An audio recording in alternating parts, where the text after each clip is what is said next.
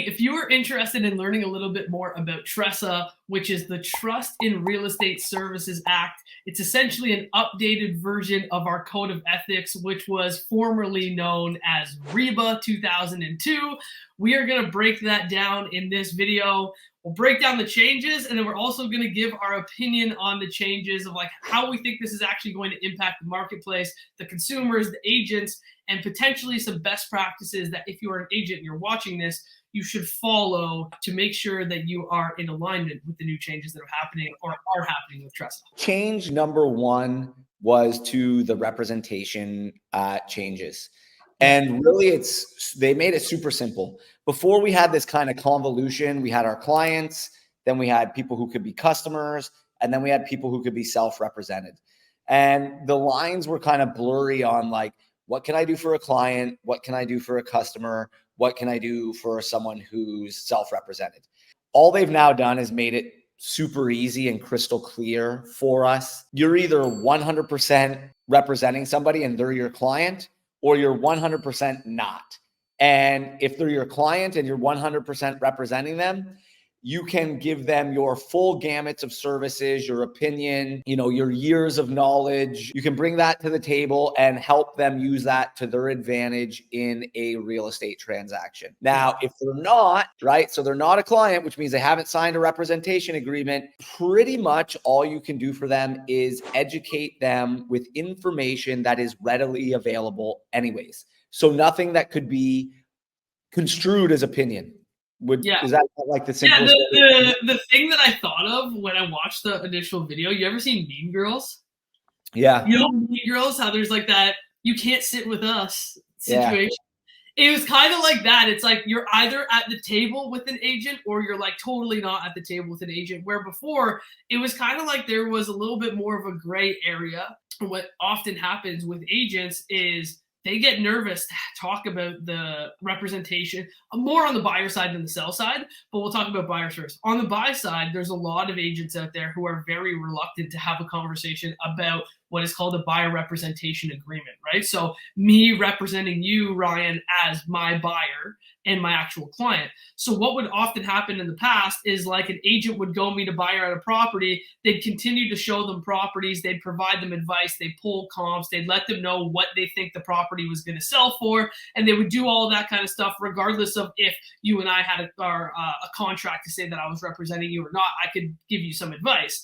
And most agents would just do that in hopes that at one point in time, you'd become my client or you'd want to put in an offer and I'd get you to sign the thing there because we need to do it to put in the offer, right? And so essentially what this change has done is basically said, you can provide information for education purposes only at this point in time, right? So I could give you information about trends that are happening in the marketplace, or I could give you the information of the most recent sales that have happened. But if you said to me, hey, Emma, what is your opinion or what do you think I should offer on this property, right? You hear that all the time. Well, what do you think I should offer on it? If I liked it, what do you think it's worth? I can't actually tell you that now unless you are formally my client. And if you decide to be self-represented, to which there's no, I don't think there's an issue with being self-represented, but I do think that this change will, for most of the people that were on the fence of do I actually want to have a representative actually represent me, or if I want to do it myself, I think most people will opt to choose to have a representative now, unless they're a very sophisticated buyer or seller who has done it in the past and has that experience. So I think it'll probably push more people to have representation at this point in time, personally. Yeah, I 100% agree. I think because if you think about it from a buyer's perspective first, if I'm going on a showing with an agent, the agent's not really able to provide any high level of value unless we're in a representation agreement, right? So I think this is going to do a couple things. First off, as agents, we speed to lead or speed to meeting someone and showing them that you could deliver value so that they want to work with you is more important than ever, so that you can be the first one to get them under that representation agreement, right? Because everyone's going to be shooting for it. Otherwise, they can't really provide value. Number two, at first, what's going to happen is the consumer's not going to know any different, and they're just going to sign the representation agreement, maybe not ask enough questions, and get put in a blanket representation agreement. But as the consumers, and for you consumers that are watching, you can get smart on this right away. As the consumer gets more educated on the process and figures things out, they're going to want representation agreements for each and every property that they see, so that the relationship's not so locked in so early on before an agent's proven it. So like what I think it's going to cause is every agent is now going to have to be rocking around an iPad or a tablet with preloaded representation agreements for every single property that they're showing. Yeah. Because as consumers get more educated, they're going to be like, hey, you can offer a ton of value here, but you can't there. And to get that value out of you, I've got to be in a representation agreement, but I only want it for said property. So I think that's partially what's going to happen there. And then, you know, on the sell side, it's good. Like, we can't give advice on price now until we're in a representation agreement. We have to be very general, which I tended to be as well. But I think the list, once again, you want to be first in the door for your listing presentation, and it's going to be harder for agents to buy listings by just saying like, I'm going to get you this crazy price. Yeah. You can't do that anymore. So I think it's going to be super important for agents. The agents that are going to win are the agents that are able to build systems and processes that actually help with the seller's motivation and help pairing those together. Because I find like a lot of agents, they just have features in their listing presentation because other agents have it. They don't really know the benefits of those features or can't speak well to the benefits. So I feel like the agents that are able to do that, they're able to really speak to the benefits of the features. They can't get specific because they're not in representation, but in a general space are going to win. Yeah, and I agree with you. So I think there's kind of like 3 layers to this, right? So you can't give advice really on layer 1, which means, can you add value without necessarily giving advice? Yes, I think you can. Like, if I look at on the buy side of things, we usually do what is called the strategy session, which is determining like all the things that you want and that you need in the search, educating you on what the process is. And then at the end, what we would do is we build a custom strategy specifically for you as the buyer, Ryan, which was like the advice piece at the end. So we're probably gonna have to be a little bit more vague on the strategy and just say like, this is specifically what's happening from a market trends perspective in your region. If you want us to build you a custom strategy, you do have to become a client of ours now, but I can still give you information and still add value.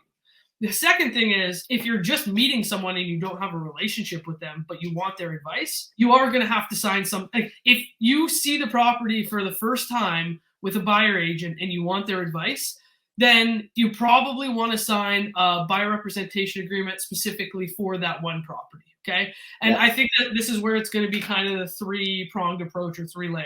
I give you information and I educate you, but I can't give you advice. We see a property. If you like it, we sign a buyer representation agreement for that one property until you and I have enough of a relationship where I say, hey, look, standard practice is still, I'm going to have a 60 to 90 day representation agreement with you because that is standard. But there is this weird intermediate part now where before I could still provide my advice and my opinion on things without any commitment from you whatsoever. Now I need a temporary commitment from you for me to give you advice on specific things, which is kind of annoying and it's way more legwork. But with that being said, I do think that it's going to lead to agents having to be better communicators and being more transparent and being more thoughtful about what their unique selling proposition is and why somebody actually does want to work with them, instead of just vaguely having this weird dynamic or weird relationship where someone's shopping for other agents or doing this, that, and the other. Like, you do really have to demonstrate your value. And so I think it's going to make strong agents better, and it's going to make weak agents disappear, or they're going to need to be better. It's going to be one of the two. You need to get better. And I think like speed is going to be everything. Speed to lead, speed to being the first one in the door for a listing presentation. For me, it's all speed, deliver value as quickly as possible. And for you consumers out there that are watching, be very wary to sign something if somebody doesn't seem like they're delivering value. So the second, ask a lot of questions. We'll do a follow-up video just from an education perspective of like what questions we think that you should be asking your agent, more specifically now that Tresa has come into play. And like, I think we need to be transparent in terms of like how we actually anticipate this rolling out, whether it's right or whether it's wrong. Yeah. The cutoff is December 1st for when these new rules come into play. Do I think that every agent is on December 2nd, the clock's going to turn over and everybody's miraculously going to know every single rule and be following like this playbook by, every single rule that they're supposed to play by? No, I think that a lot of agents, December 2nd is going to roll around and they're going to open the book for the first time to understand, oh shit, there's actually changes happening here. I do think there's going to be some people who are still playing by the old rules for a long period of time, but I think it's important for you as a consumer. I'm telling you right now, you want to know if your agent is up to date with what's going on, if they're active in the marketplace. Ask them after December 2nd if they know what the heck Tresa is. And if they don't know what it is, then maybe that'll be a good starting point for who you choose as your representative. Okay, so second is disclosure and multiple representation. Yeah. So how is this different from REBA? Honestly, there's not a huge number of changes here. We just, as realtors, we have to do a better job of disclosing what the difference is. And now there's like not this gray area of customer, it's client or not client. So we have to do a better job of disclosing what it means to be a client or self-represented. And then in multiple representation situations, we have to do a really good job of disclosing what that actually means. And if it's true multiple representation, which, given the fourth point we're going to talk about here, I think is going to happen very, very rarely. But, just if it is true multiple representation, being very, very clear that there's no customers anymore, right? So you're either a client, and if I'm representing a seller and you, Mr. Buyer, we're in multiple representation, you're either a client or you're nothing. There's no customer service where I can still give you some advice. And I think it's just about being very clear there. Yeah, I mean, it's a pretty hard line to draw in the sand. I either have to absolutely represent your fiduciary duties or I have zero obligation to you whatsoever. Like that's pretty much what it is. I owe you everything or I owe you absolutely nothing at all. There is no middle ground. If we don't have a contract signed, I have zero obligation to you. And technically, I can't even provide you any advice whatsoever. But if we do have a contract signed and you are my client, I do 100% have a fiduciary duty. There is no interim. Like, I kind of owe you some information because I've got this with you, but I'm not allowed to say this. I'm not allowed to say that. I either give you everything or I give you nothing at all. But I think, so the main thing, I think there were kind of two things in the second video. Multiple representation, which I think will go away 98% of the time when we talk about video 4. And then disclosures, which would be like, let's say there's something wrong with a property and you need to disclose it. Like a leak in the foundation, or you've got UFI in the property, whatever it happens to be, and you've got to make it termites, whatever. Yep. Or like, you're a registered agent and you also own the property to which you need to make a disclosure.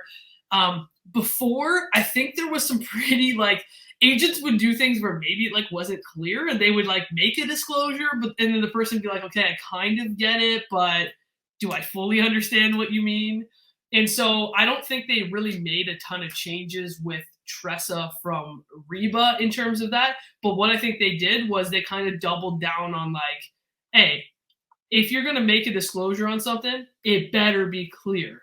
So there's a very clear obligation, or there's a very distinct obligation that we have now that if we're disclosing something, it needs to be plain language and anybody needs to be able to understand it. So you shouldn't be having little acronyms in there that you or I would understand as an agent, but the consumer wouldn't, Ryan. And I think the best way for you to go about doing that is for those of you that use AI, if you have something that you need to disclose and you're not 100% sure, would the general public understand what the heck I'm trying to say right now? Or is this real estate industry lingo jargon that someone's going to read and be like, what the hell does this mean?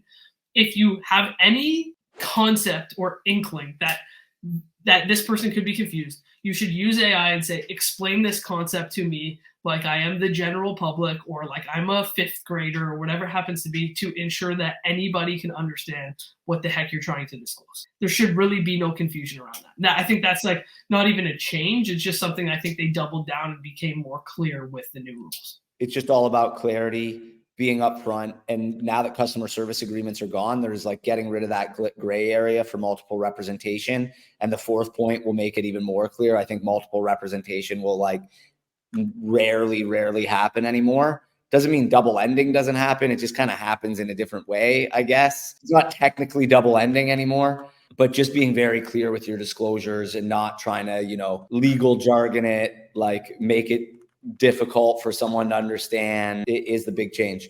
Then number 3, this is the one that probably got the most press, but to me, and everybody is making a big deal of it, but to me, actually, the change could actually take things the other way. And that is the openness of multiple offer and bidding situations. Or the opportunity for there to be openness. Yes, the opportunity. So it's really going with disclosure of offers. So we're talking about disclosure again, but you know, in the past, we had blind bidding offer situations where no information was disclosed other than the number of offers that were on the table. Yeah, which isn't even that old. Like the 801 form is probably like 5 years old, maybe. When we first started in real estate, there was no mandatory disclosure of how many not to disclose anything offers there were. No. Yeah. So now they've made disclosure of any information in the offer. So number of offers, price, closing date, conditions, deposit size, all of that we can disclose. But it is whose choice is it to disclose it? Then does it have to be disclosed? Yeah. The seller gets to choose whether or not they want it to be disclosed. And they also get to choose if they would like to redact that disclosure at any point in time also as well. So like mid multiple offers, you can say, okay, we're going to have 3 rounds and we'll disclose on round 1, round 2. And then if they wanted to sign something, it's our understanding that they could sign and like redact that and change that if they really want to. I don't really see that happening, but like it seems like the power is there if they wanted to do that. Yeah, it's kind of like a choose your own adventure for the seller, right? It's like, I want to tell these guys what's going on for this time, and it's not working out in my favor. So now I don't want to tell them anymore. Listen, overall, the press love this one because they said it's going to bring prices down because it's not blind bidding. I think it could do actually the opposite, because people will get FOMO. They'll see the other offers and be like, oh, I only need $5,000 more, or I only need $10,000 more, and do it because of the FOMO. And also, like, I know we talked about this before, the number of times I've had clients that have had more money, but they actually don't put it in because they don't know what the other offer is, and they either don't want to waste their time, right? So like they might have $15,000 more and they're like, it's not going to be enough. I don't want to bother. And so someone else ends up beating them by $5,000, or they're guessing. And so they're like, oh, well, I've got another $25,000, but I don't think the other offer is that much ahead of me. It can't be based on comps. So I'm going to only put in 7. And then they still don't get it. And they had $25,000, which would have got it for them. Now they'll be able to see it and be like, I'm all in. Here's my $25,000. Yeah. I've been part of an open bid before, and I saw that the price was higher than what I anticipated it originally went for. So like the big changes that I think will happen is like, for lack of a better term, if you're the shittiest offer, you're pretty much going to know right away. And maybe you don't have to do as much work or get your hopes up if you're in last place, because you're like, okay, I'm the only one with conditions. I'm $50,000 behind and my deposit isn't as good. There's probably no chance unless I make a massive improvement for me to stay in the running. So I'm out. But what happens as human nature, like we're just humans, so human nature kicks in. And this is exactly what I saw with open bid is like, you're like, oh, there's only $2,500 between you and I, Ryan, or there's only $10,000 between you or I can make another $10,000 happen. If this is what my dream house for my family, absolutely another 10,000, another 10,000. And I think that there's a lot of people out there who are probably going to disagree with me and be like, I'm a very logical person. And in that I know what my hard limit is going to be, et cetera, et cetera. I promise you, in those moments when it's your family's potential dream home on the line and you really want that property and you're right there, you're within a couple $1,000s of that potentially becoming real, and you don't think that you're going to think twice about pulling a couple extra bucks out of your pocket to get the deal done when you're already that invested in it. I think you'd be crazy to say right now that would never happen and get it in the situation. I think it would be very hard for people to keep their emotions at bay if something is that close for them for a possibility. I agree, 100%. I think the only time it's going to benefit is like when there's like maybe only 1 or 2 offers, you know, and the agent in the past has been like very good at bluffing how good the offers are, right? You know, I've been in situations where definitely like there was only 2 offers and they still ended up getting like 70K over the asking price when my offer was at asking. Yeah. So they like obviously leveraged my offer. I think it'll stop then, but for the hottest properties with lots of offers, I think they're going to sell for more money. It's going to hurt. It's going to hurt like the lower level properties that don't get as many offers or get as much interest. But I think what it'll stop that from happening is those people even holding out for offers. Yeah. Right. Yeah. If you're like, oh, I might only get 1 or 2, you're not going to risk it and you're not going to bother. But who knows? Yeah. Okay. No, I agree with you on that. I think my point is if you got 5 or 6 offers and there's 2 or 3 people at the top who are really itching to get the property, I think those properties go a lot higher. But I agree if there's 2 offers and they're pretty far apart in terms of a gap, you're like, I'm not going to pay an extra 50 grand, like let the other guy have it.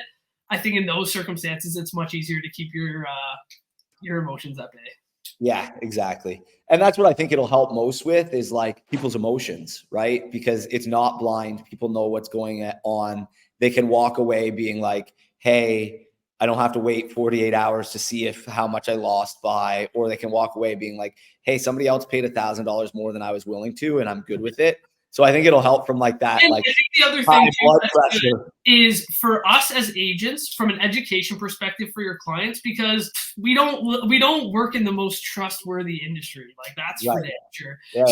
So sometimes when we say stuff, even if we are the most trustworthy agents and we are giving like, you know, our honest opinion, it's totally understandable that like clients may be like, I don't 100% trust what you're saying because you're a realtor and you get paid. You're a salesperson, you get paid commission when we buy the house. So now when you're saying, hey, look, you are probably the only person with a condition on your offer. And I just want to stress the importance in a competitive environment of, you know, the strength of our offer and the hierarchy of things that are important for us to take into consideration to strengthen our offer.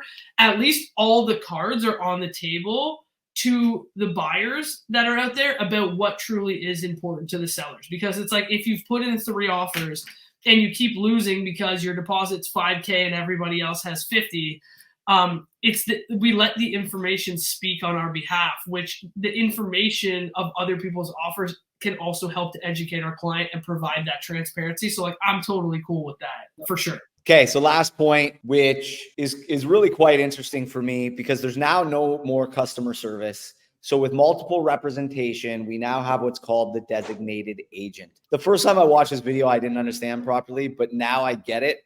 And it's actually really, really simple, except multiple representation goes away, sort of.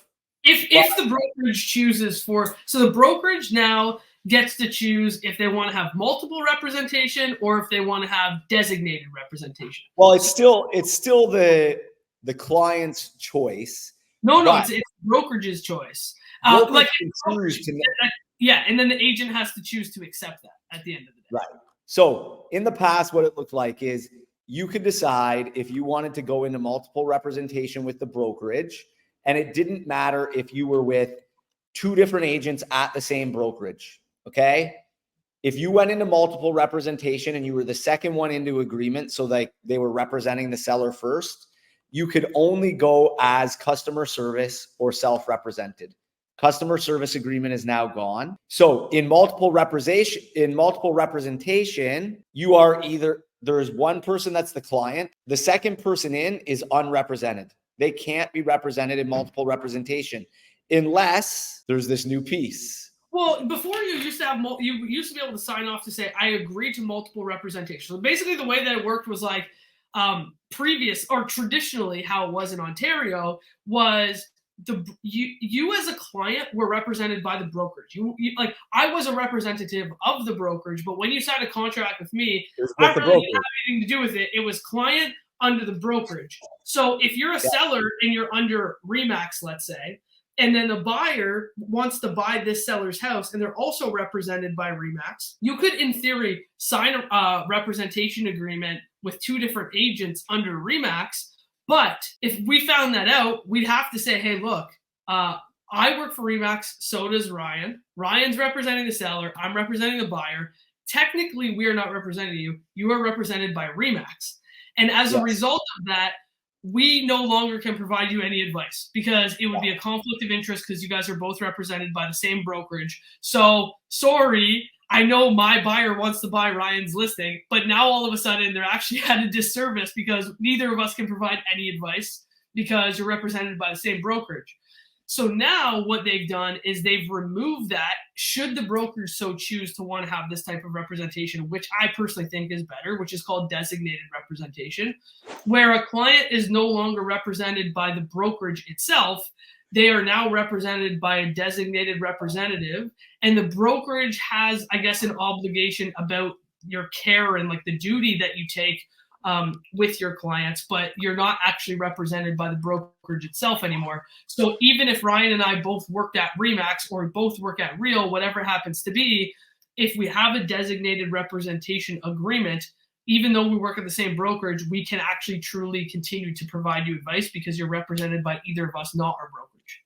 Yeah. So now you can have full client services on both sides. Yes. Yeah. And I think that's the big difference, right? Is now we can look at a property that's represented by the same brokerage, have our agent that's been representing us. They're our designated representative, and they can give us full client services, and nothing changes. The one interesting thing I found out about, so that's very clear, and it's actually it simplifies the process. Yeah. Because realistically, in the past, even though they were saying the relationship was with the brokerage, let's be honest, like half of my clients don't even know what brokerage I work for or care what brokerage I work for. It's almost like if you grow your brokerage big enough, your brokerage gets kind of screwed over by having enough agents that have enough clients that want to work with them. It's like it made no sense to me. It's like, have a smaller brokerage so that this doesn't happen and you can't provide advice. It doesn't make any sense. Yeah. So there is still the opportunity now for true multiple representation where the same agent can be the designated agent for both a buyer and seller, but they have to be made aware of it. Yeah, you think that's going to happen very often? I think that agents are going to try to make it happen more often now because I think it seems like a more acceptable thing to do or something. Like they're just like, I can actually do this, and it doesn't seem like as much of a gray area. Before it was kind of like you have to admit, like it was kind of an interesting dynamic to try and like navigate through those waters because you're like, like I really don't want to get myself in trouble here. I do want to be able to like get this deal to come together, but like, should I just shy away from doing this? Like, I really don't want to get in trouble from this or handle this in an inappropriate way. So I think that what they did was they provided more clear-cut guidelines on how to navigate those situations, which otherwise seemed like a little bit murky, I think, before. So for consumers, really the best move you can make is going and when you're signing a representation agreement is to designate your designated representative to help you. Like that's the best advice for a consumer, is so that you know you have that particular person, you have a client relationship where they have the fiduciary duty to provide you with the best information at the right possible times. Listen, we're almost as long as these videos, so let us know what you think. I hope we're more interesting. I'm not gonna lie to the dude who made the video. Come on, man. You gotta show your face or something. If you found this video helpful, like below, share, hit the follow button if you want to see more, and leave your comments below on how you think Tresa 2023 is going to change the face of real estate, if at all. Or do you think, hey, realtors aren't going to follow the rules they never have before? That's for sure. All right, leave us your comments below, guys, and we will see you in the next video.